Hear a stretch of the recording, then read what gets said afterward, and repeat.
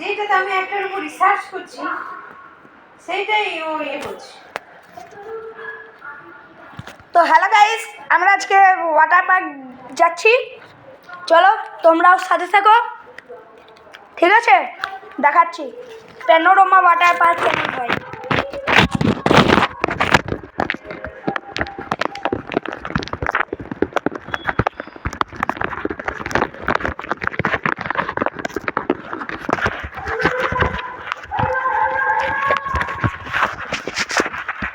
চলুন আপনাদেরকে দেখাই প্যানোরামা ওয়াটার পার্ক।